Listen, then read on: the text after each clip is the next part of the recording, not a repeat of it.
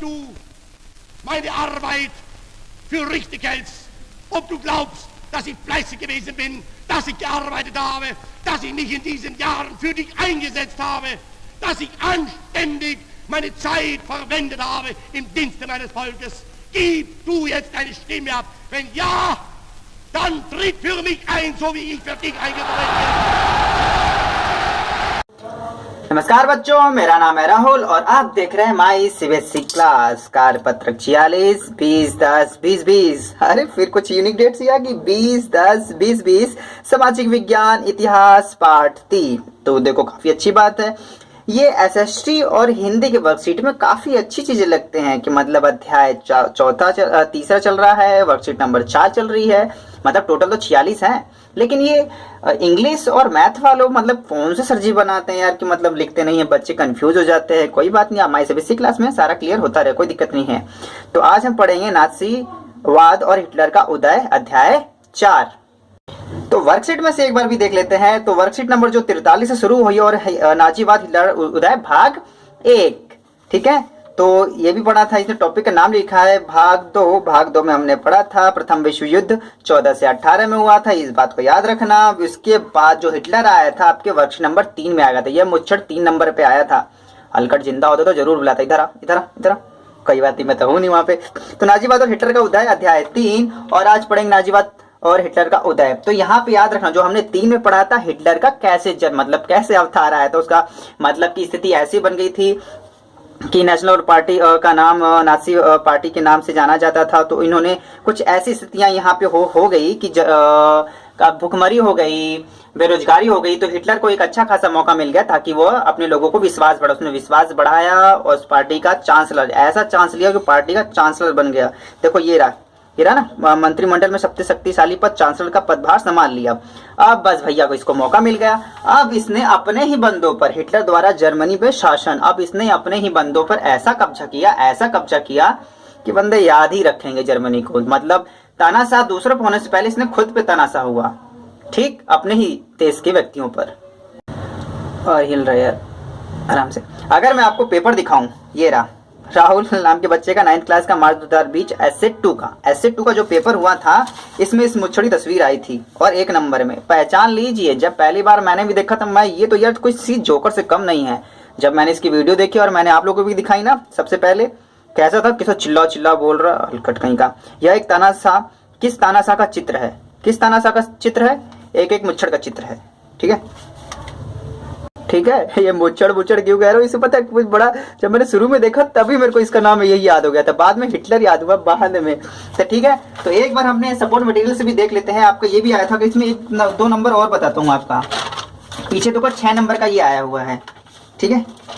चलो ये बाद में दिखा दूंगा, आप एक बार ये देख लीजिए सपोर्ट मटेरियल से किस प्रकार से कैसे चल रहे हैं। आपका सहायक सामग्री 2020-21 सामाजिक विज्ञान। तो अगर विषय से चीज की अगर खोली जाए तो हर एक पार्ट में दिखाया जाएगा आपको कौन से अध्याय पढ़ चुके, कौन से नहीं पढ़ चुके हैं। तो आपका इसमें चल रहा है आपका इतिहास, ये रहा इतिहास में चल रहा है। अब पढ़ रहे हैं नाजीवाद और हिटलर का उदय, ठीक है। तो इसकी हमारी 4थी वर्कशीट है। तो ये आपका सिलेबस में है, पहला वाला भी है, दूसरा वाला भी है, तीसरा वाला भी है। तो ठीक है, सिलेबस के अकॉर्डिंग जो बच्चे बार बार पूछ रहे तो आप यहाँ से इसे टिक करके समझ के चल सकते हैं। तो आगे आते हैं, हिटलर ने अपने कदम किस प्रकार से आगे बढ़ाए। हिटलर द्वारा जर्मनी में शासन, अब इसने अपने ही बंदों पर किस प्रकार से शासन करना शुरू किया। समाज को नियंत्रण और व्यवस्थित करने के लिए विशेष निगरानी और सुरक्षा दस्ते गठित किए गए, ठीक है। पहले से मौजूद हरी वर्दीधारी पुलिस और स्टार्मट्रूप्स एसए के अलावा, ये तो पहले से था, इसने क्या किया, गेस्तापो गुप्त राज्य पुलिस, एसएस अपराध नियंत्रण पुलिस और सुरक्षा सेवा एसडी का भी गठन किया गया। इन दस्तों को बेहिसाब अधिकार दिए गए, समझ लो इतने अधिकार दिए गए। आगे इसमें बताया भी है, किसी को देश निकाला गिरफ्तारी किया जा सकता था, समझ लो किसी को भी देशद्रोही, किसी को मतलब अपने पर्सनली दुश्मन भी निकाल सकते थे। ये इतनी पावर दे दी गई इनको, दिया था। या किसी को भी कैद या यातना गृह में भेजा जा सकता था, ये भेज सकते थे ये। 1933 में हिटलर ने लीग ऑफ नेशन से पल्ला झाड़ लिया। लीग ऑफ नेशन क्या है? जैसे जब फर्स्ट वर्ल्ड वॉर हुआ था ना, फिर बाद में एक योजना बनाई गई, सभी मिलके एक ऐसी चीजें बनाते हैं, ऐसी पार्टी बनाते हैं जिसमें सभी देश शामिल होंगे और युद्ध ना होने के ऊपर इस पर चर्चा होगी। लेकिन नहीं, अब आगे हमारे कौन? हिटलर। तो ये हिटलर ने साफ मना कर दिया। हिटलर ने क्या, भैया हम तुम्हारी पार्टी वार्टी को नहीं मानते, नहीं जानते। और 1936 में, याद रखना, 33-3-36, 3 साल बाद इसने तैयारी अच्छी खासी कर ली और राइनलैंड पर दोबारा कब्जा कर लिया। देख रहे हो? ठीक है, बहुत अच्छी बात है। एक जन, एक साम्राज्य, एक नेता के नारे की आड़ में 1938 में ऑस्ट्रिया पहले राइनलैंड पर हमला किया, फिर एक जन, एक साम्राज्य और एक नेता के नारे बे के आड़ में इसने ऑस्ट्रिया, याद रखना मैं दोबारा बताऊं, एक ऑस्ट्रेलिया है जो कि इससे बहुत ही दूर है और यह है ऑस्ट्रिया। ऑस्ट्रिया को जर्मन में मिला लिया जो कि पहले से अलग से था ये आपका। अरे यार, और जो ये आपकी वर्कशीट में दिखाऊं तो ये रहा वर्कशीट, क्या सपोर्ट मटेरियल। देखो, केंद्र शक्तियों में की थी जर्मनी, ऑस्ट्रिया। तो जर्मनी ने ऑस्ट्रिया को एक देश, एक नेशन के नाम पे अपने मिला लिया। आओ इधर आओ, इधर आओ, बहुत अच्छी बात है, इसे मिला लिया।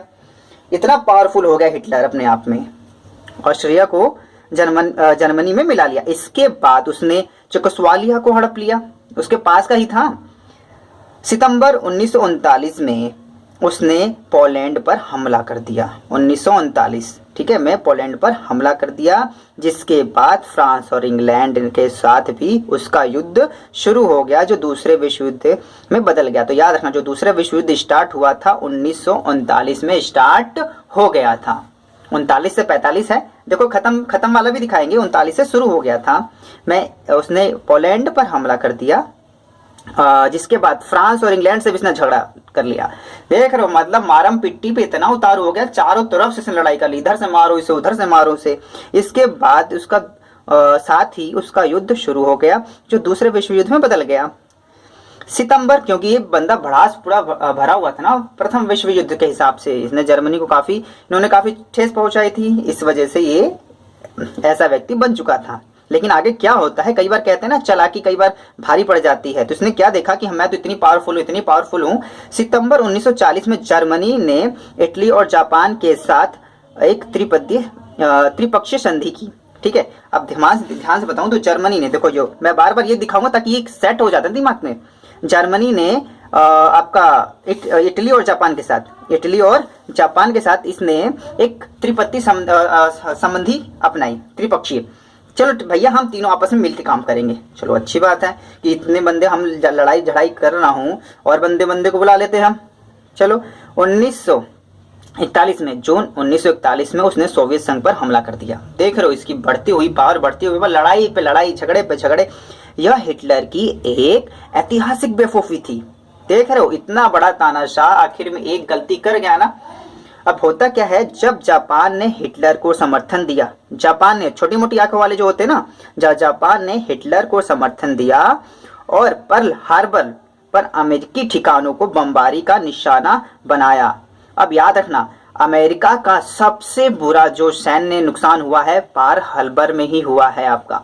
ठीक है, तो अमेरिका पर उसने बमबारी कर दी। किसने? जापान ने। हिटलर के चक्कर में आके जापान ने अमेरिका पर ही हमला कर दिया, बमबारी का निशाना बनाया। तो अमेरिका भी दूसरे विश्व युद्ध में कूद पड़ा। अमेरिका ना पहले विश्व युद्ध में था ना दूसरे विश्व युद्ध में था, समझिएगा चीजें। तो पहले विश्व युद्ध में तो अपने हथियार बेच रहा था। भाई साहब, ये ऐसा व्यक्ति है कि दो व्यक्ति खड़े हैं और दोनों को आपस में बढ़ा चढ़ा रहा है और अपने हथियार पहले ए को भी बेच रहा है, बी को भी भेज रहा है, दोनों को लड़वा रहा है और दोनों को उससे फायदा उठा रहा है। लेकिन अब की बार जापान ने इस पे ही हमला कर दिया। तो भाई साहब बताओ, जो हथियार बेच रहा है उसके पास कितने हथियार होंगे। तो इसने क्या किया, अमेरिका ने दूसरे विश्व युद्ध में कूदना पड़ा। अब इसे दूसरे विश्व युद्ध में आना पड़ा। यह युद्ध मई 1945 में हिटलर की पराजय भी हुई और जापान के हिरोशिमा शहर, देखो दो जगह गिराए थे, एक ही दे रखे हैं, हिरोशिमा और नागासाकी। हिरोशिमा शहर एक और था, नागासाकी पर अमेरिकी परमाणु बम गिराने से समाप्त हुआ। और दो परमाणु बम गिराए थे, उनका नाम भी याद है। और आपका जीके का भी क्वेश्चन बनता है, आप 11-12 में पढ़ोगे, अभी 9th में 11-12 में पढ़ोगे तो नाम भी इसका याद रखना पड़ता है। एक लिटिल बॉय, ए फैट मैन। पहला था लिटिल मैन, हिरोशिमा पे गिराया गया था। फैट मैन नागासाकी पर गिराया गया था। दो बम थे, परमाणु बम। परमाणु बम गिराए गए।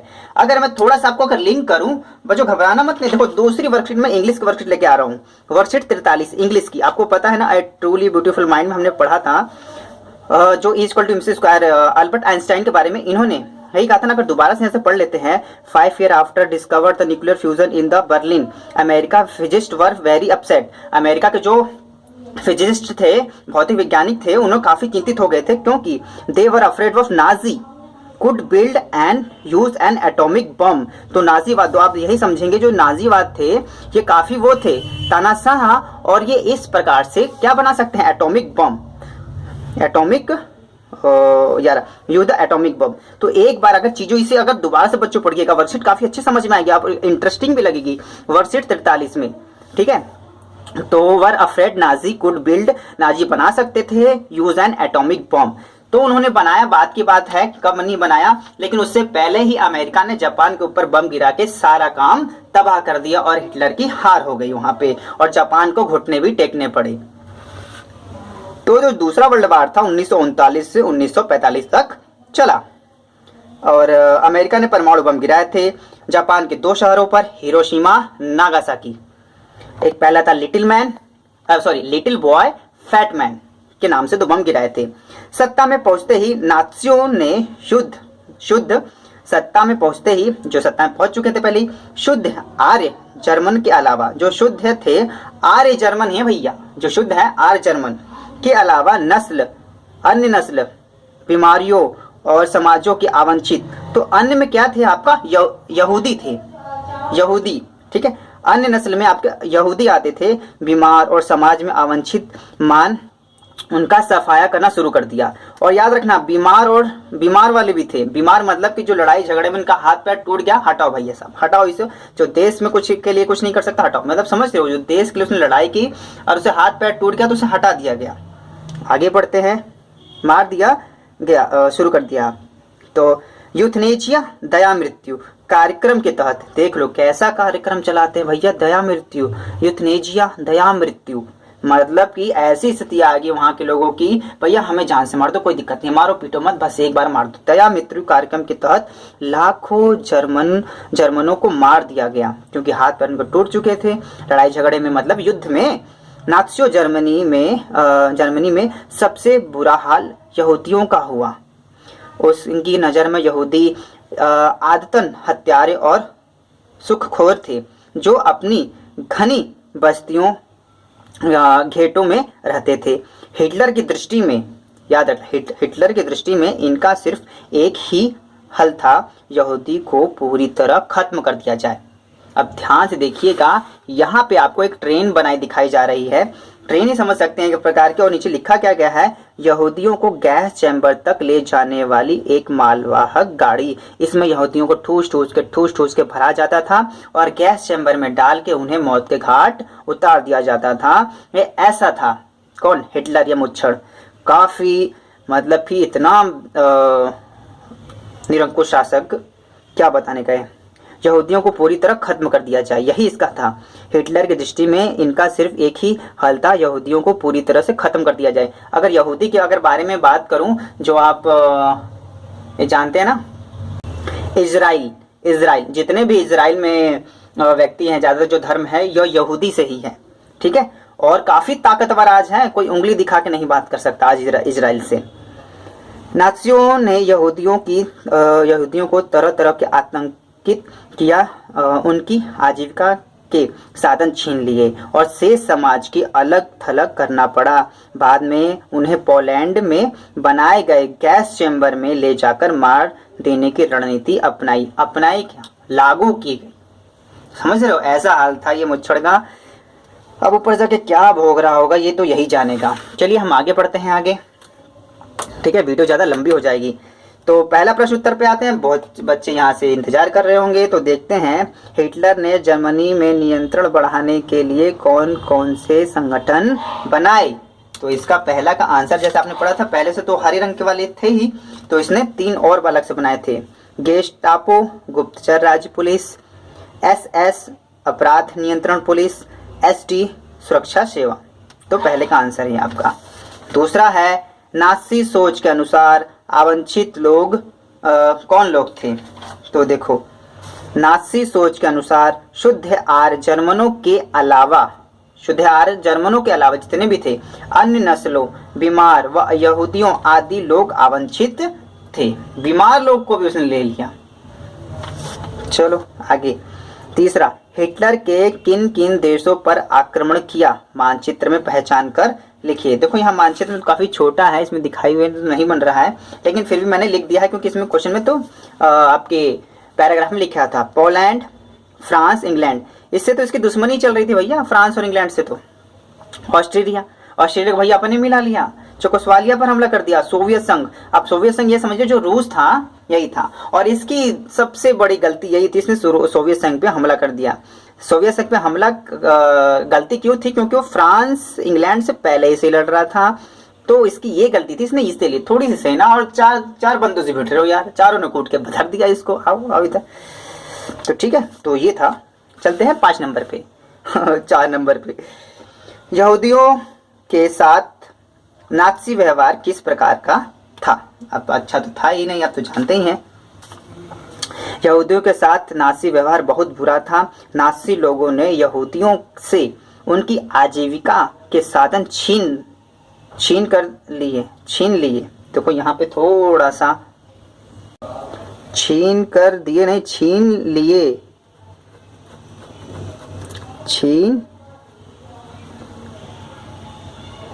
लिए लिखते टाइम में ध्यान नहीं रहा, ये नहीं है। छीन लिए, उन्हें समाज से अलग थलग कर दिया गया। नाज़ी सोच के अनुसार यहूदी अवांछित थे।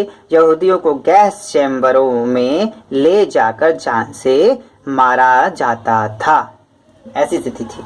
तो चलिए आते हैं क्वेश्चन नंबर 5। तो 5 थोड़ा सा इंपॉर्टेंट है, थोड़ा सा अलग सा है, पढ़ते हैं थोड़ा सा हम। क्या आपको अपने आसपास किस प्रकार का भेदभाव नजर आता है? इसे दूर करने के लिए आप क्या प्रयास करेंगे? ठीक है, तो क्वेश्चन नंबर 5 पे है। ठीक है, मुझे अक्सर आसपास कई प्रकार के भेदभाव नजर आते हैं लड़के व लड़कियों में। देखो खास सबसे बड़ा इशू यही रहा है और ये रहेगा भी अंतर। इसे कम करना है, हमें बहुत ही इसमें हार्ड वर्क करना पड़ेगा हम सबको, ताकि ये बहुत ही कम हो जाए, अंतर ना रहे। लड़के व लड़कियों के अधिकार को लेकर मुझे अक्सर आसपास कई प्रकार के भेदभाव नजर आते हैं। लड़के व लड़कियों के अधिकार को लेकर हमारे समाज में लड़कों को अधिक अधिकार दिए जाते हैं। हमारे समाज में लड़कियों को कोई शक्ति नहीं दी जाती। समझिएगा, चीजें समझिएगा। यहाँ पे लड़कियों को कोई शक्ति नहीं दी जाती, कोमा लगाना था। वहीं नवरात्रि में हम आदि शक्ति, दुर्गा जी जिसे कहते हैं ना, हम आदि शक्ति की पूजा करते हैं और एक पुत्र की कामना करते हैं। वाह रे समाज, मतलब कि लड़कियों को हम शक्ति नहीं दे रहे हैं और आदि शक्ति की पूजा करके हम एक पुत्र की ही कामना कर रहे हैं। समझ रहे हो? अभी भी हमें मतलब कि लड़के की इच्छा है और हम समाज बदलना चाहते हैं। झूठा दिखावा लगाव ना करें और अपने घर पे भी इस चीज को समझाएं। पहले अपने आप में ये चीजें लागू करने पड़ेगी बच्चों आप लोगों को, और मैं लागू कर चुका हूं और वो आपको कुछ दिन में दिखाई ही देगा। समाधान क्या है इसका? अगर ये चीज अगर इक्वली करना है, समानता हटानी है, तो क्या करना पड़ेगा? इससे आध्यात्मिक ज्ञान से दूर किया जा सकता है। आध्यात्मिक याद रखना बच्चों, भगवान की मतलब चाहे अल्लाह, खुदा, गॉड, ठीक है, इनको आप अगर चीजें अगर सब कुछ सही करनी है तो भगवान का के आध्यात्मिक ज्ञान से ही इसे खत्म किया जा सकता है। जैसे आपको पता है कि हिंदुओं में बहुत सारी और मुस्लिमों में बहुत सारी है जी, आपको अगर जब जन्नत में जाओगे या जब स्वर्ग में जाओगे तो ऐसी ऐसी यातनाएं होंगी, उसे जाने से पहले आपके कर्मों का हिसाब होगा, पता है ना। तो कई लोगों को लगता है यहाँ पे अब तो भैया मंदिर के सामने से चप्पल चुरा के निकल गए हैं, हमें तो मजे हैं। मजे तो उस टाइम के लिए हैं, उसको दिखाई दे रहा है। जब ऊपर जाकर उसको हिसाब देना पड़ेगा तो उससे क्या होगा उसके साथ, वो तो वही जानेगा। क्योंकि एक बार तो सबको हिसाब देना पड़ेगा। इतनी बात तो हम भी जानते हो, इतनी बात तो आप भी जान चुके होंगे। अगर नहीं जानते तो कोई पूजा पाठ में अपना मन लगाता ही नहीं और ना ही कोई अल्लाह की इबादत करता। तो याद रखिएगा तो वो भगवान सब देख रहा है, अल्लाह सब देख रहा है, गॉड और खुदा वो सब देख रहा है। तो अपने आप को चेंज करिए, नहीं तो वो बदला तो जरूर देगा। बदला नहीं, आप कर्मों का फल। इससे आध्यात्मिक ज्ञान से दूर किया जा सकता है। हमें दिखावटी नहीं, सच में एक ईश्वर पर विश्वास करना चाहिए जिसने लड़के व लड़की को एक समान बनाया। तो हम कौन होते हैं इसमें भेदभाव करने वाले? समझ रहे हो? जब उसने एक बनाया है, दोनों में कोई अंतर नहीं है, तो हम कौन होते हैं इसमें भेदभाव करने वाले? तो एक स्लोगन मैंने लास्ट में अपने लिए से लिखा है, ये ईश्वर का वरदान है बेटी, धरती पर अभिमान है बेटी। ठीक है, ईश्वर का वरदान है बेटी, धरती पर अभिमान है बेटी। आप इस स्लोगन से इस मैं वर्कशीट को समाप्त करता हूँ। माय सीबीएसई क्लास की इस वीडियो को देखने के लिए धन्यवाद। जय हिंद, जय भारत।